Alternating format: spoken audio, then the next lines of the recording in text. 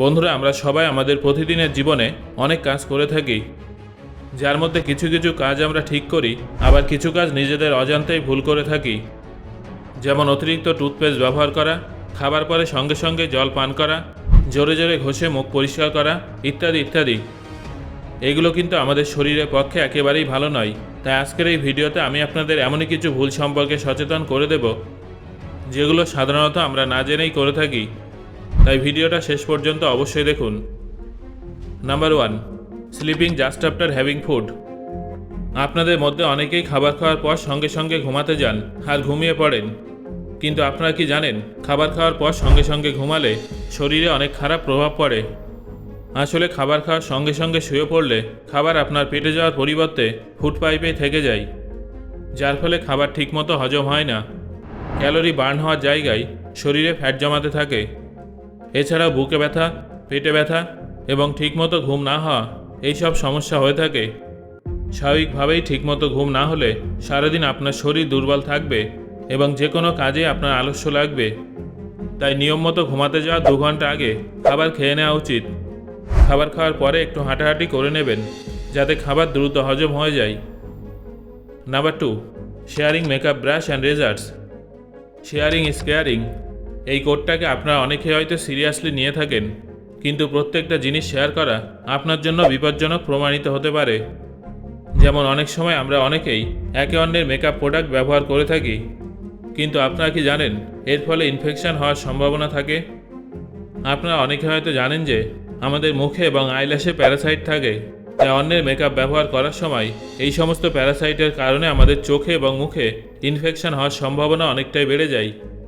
অন্যদিকে ছেলেরা অনেক সময় রেজার ব্যবহার করে থাকে, কিন্তু আপনারা কি জানেন ফেসিয়াল হেয়ার এবং দাড়ির ভিতরে ডেড সেল এবং ব্যাকটেরিয়া থাকে। এই জন্য কারোর ব্যবহার করা রেজার পুনরায় ব্যবহার করলে সিরিয়াস ইনফেকশন হওয়ার সম্ভাবনা থাকে। আপনারা জানলে অবাক হয়ে যাবেন যে এরকম অনেক ঘটনা ঘটেছে, যেখানে অন্যের ব্যবহার করা রেজার পুনরায় ব্যবহার করার ফলে অনেকে এডসের মতো রোগের শিকার হয়েছে। Number 3, not cleaning the daily usable staff. আমরা সবাই আমাদের দৈনন্দিন জীবনে অনেক জিনিসের সংস্পর্শে আসি, যেমন মোবাইল ফোন, টিভি রিমোট, বিভিন্ন সুইচ, বেডশিট, বালিশ ইত্যাদি ইত্যাদি। যদিও এইসব জিনিসগুলো আমরা খুব কম সময় পরিষ্কার করে থাকি, তবে এই ছোটো ছোটো জিনিসগুলো প্রতিদিন পরিষ্কার করলে আপনারা অনেক রোগের হাত থেকে সুরক্ষিত থাকবেন। আসলে বন্ধুরা, মোবাইল ফোন, সুইচ এবং রিমোট ইত্যাদি জিনিসে অনেক ধরনের মাইক্রো ব্যাকটেরিয়া থাকে, যেটা আপনার সংস্পর্শে আসলে আপনার শরীরের ভিতরে প্রবেশ করে যায়। এছাড়াও বেডশিটের মধ্যে প্রচুর পরিমাণে ডেড সেলস এবং ধুলো থাকে, যার ফলে আপনার ইমিউন সিস্টেমে খারাপ প্রভাব পড়ে এবং আপনি বারবার অসুস্থ হয়ে পড়েন। সেই জন্যই প্রতিদিনকার জীবনে ব্যবহৃত জিনিসগুলো প্রতিদিন পরিষ্কার করা উচিত। Number 4, covering your mouth with your hand while sneezing and কাফিং। আপনারা অনেককে এটা বলতে শুনে থাকবেন যে কাশি হলে বা হাঁচি দেওয়ার সময় মুখ ঢেকে রাখা উচিত, কিন্তু আপনি কি জানেন হাঁচি বা কাশি হলে মুখ কীভাবে ঢাকতে হয়? বন্ধুরা, হাঁচি বা কাশি হলে কখনো হাত দিয়ে মুখ ঢাকা উচিত নয়, কারণ হাঁচি বা কাশির মাধ্যমে অনেক জীবাণু আমাদের শরীর থেকে বাইরে বেরিয়ে যায়। সেই সময় যদি আপনি হাত দিয়ে মুখ ঢেকে রাখেন, তাহলে সেই জীবাণু আপনার হাত থেকে কোনো না কোনোভাবে পুনরায় আপনার শরীরে প্রবেশ করে যায়। তাই হাঁচি বা কাশি হলে সবসময় একটা পরিষ্কার টিস্যু পেপারের সাহায্যে মুখ ঢেকে রাখা উচিত। মনে রাখবেন, একবার ব্যবহার করা টিস্যু পুনরায় ব্যবহার করবেন না। Number 5, not trimming your nails. বর্তমান সময়ে নখ বড় করা এবং তার উপরে আর্ট করা ফ্যাশনে পরিণত হয়েছে। এর পাশাপাশি কিছু মানুষ এমনও আছে যারা সবসময় হাত দিয়ে নখ কেটে নেয়, কিন্তু আপনারা কি জানেন নখ কাটার পর হাত ধোয়া যতটা গুরুত্বপূর্ণ, ততটাই গুরুত্বপূর্ণ হলো নখগুলো ট্রিম করা। আসলে নখের মধ্যে একটা গোলাপি রঙের অংশ থাকে, যার মধ্যে একাধিক নার্ভ থাকে। এই নার্ভগুলো ভীষণ সেন্সিটিভ হয়ে থাকে।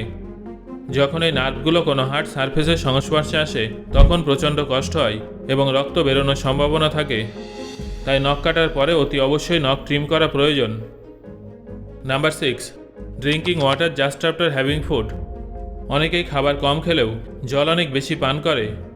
খাবার খাওয়ার সঙ্গে সঙ্গে জল পান করাটা আপনার ইমিউন এবং ডাইজেস্টিভ সিস্টেমের জন্য অত্যন্ত বিপজ্জনক। এর ফলে হজম শক্তিতে খারাপ প্রভাব পড়ে।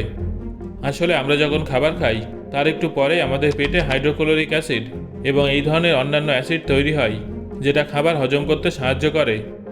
তাই খাবার খাওয়ার সঙ্গে সঙ্গে জল পান করলে এইসব অ্যাসিডের মধ্যে জল মিশে যায় এবং অ্যাসিডের ঘনত্ব কমে যায়।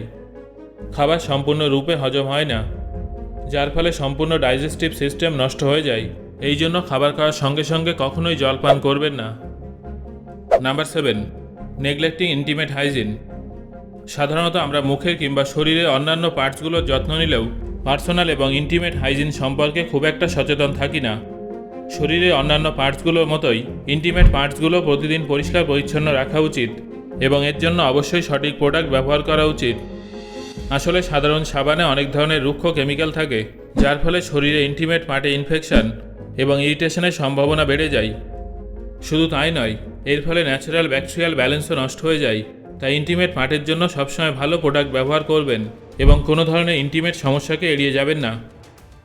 Number 8, taking excess toothpaste on toothbrush. আপনারা অনেকে হয়তো ভাবেন যে ব্রাশ করার সময় যত বেশি টুথপেস্ট নেবেন দাঁত তত বেশি পরিষ্কার হবে, কিন্তু এটা একেবারেই ভুল ধারণা। এর ফলে আপনার দাঁতের অনেক ক্ষতি হতে পারে।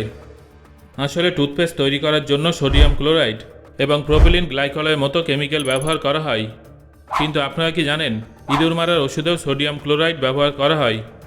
হ্যাঁ বন্ধুরা, এটা একদম ঠিক শুনেছেন। এবার নিশ্চয়ই আপনারা বুঝতে পারছেন যে ব্রাশ করার সময় বেশি পেস্ট নেওয়া কতটা বিপজ্জনক হতে পারে।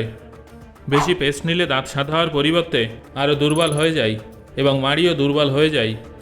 তাই ব্রাশ করার সময় মটরের দানার সমান পেস্ট নেওয়া উচিত। আর হ্যাঁ, সারাদিনে 2 বার ব্রাশ করা অত্যন্ত জরুরি। Number 9, using cotton swabs to clean.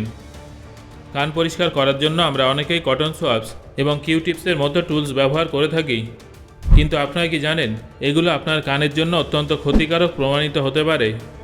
কান হলো আমাদের শরীরের অন্যতম নমনীয় অংশ। আসলে কানের ইনার ক্যাভিটি প্রচণ্ড নরম হয়, যেটা কটন সোয়াবস এবং কিউটিপসের মতো ধারালো জিনিসের কারণে ড্যামেজ হয়ে যেতে পারে। এছাড়াও কিউটিপস ওয়াক্সকে কানের ভিতরে ঢুকিয়ে দেয়, যার ফলে এয়ারড্রামের ড্যামেজ হওয়ার সম্ভাবনা বেড়ে যায়। এর ফলে আমাদের শ্রবণ শক্তিও চলে যেতে পারে। তাই আপনি যদি এগুলোর সাহায্যে কান পরিষ্কার করতে চান তাহলে শুধুমাত্র কানের বাইরের অংশই পরিষ্কার করবেন। Number 10, cleaning face in the wrong way. প্রত্যেকটা কাজ করার জন্য একটা নির্দিষ্ট পদ্ধতি থাকে, সেটা সুন্দরভাবে রান্না করা হোক কিংবা রূপচর্চা হোক অথবা অন্য কিছু। কিন্তু আপনি কি মুখ পরিষ্কার করার সঠিক পদ্ধতিটা জানেন? আচ্ছা, আমি বলে দিচ্ছি। কখনো মুখ ঘষে ঘষে পরিষ্কার করবেন না। মুখের স্কিন শরীরের অন্যান্য স্কিনের তুলনায় বেশি নমনীয় হয়। তাই যদি আপনি ঘষে ঘষে মুখ পরিষ্কার করেন তাহলে এর ফলে স্কিন ফেটে যাওয়ার এবং কোষ মরে যাওয়ার সম্ভাবনা অনেক গুণ বেড়ে যায়। ফলস্বরূপ মুখের স্কিন অনেক রুক্ষ হয়ে যায়। এই জন্য সবসময় হালকাভাবে মুখ পরিষ্কার করবেন, তাহলে দেখবেন স্কিনে আর কোনো র্যাশ উঠবে না, স্কিন কুঁচকেও যাবে না। বন্ধুরা, এই ধরনের ছোট ছোট জিনিসগুলো মাথায় রাখলে দেখবেন এমনিতেই অনেক সমস্যার সমাধান হয়ে যাবে। সো বন্ধুরা, আজকের এই ভিডিওতে আলোচিত এই 10টা বিষয়ের মধ্যে প্রতিদিন আপনি কোন কোন পয়েন্টগুলো ভুলভাবে করতেন সেটা অবশ্যই আমাকে কমেন্ট করে জানান। ধন্যবাদ।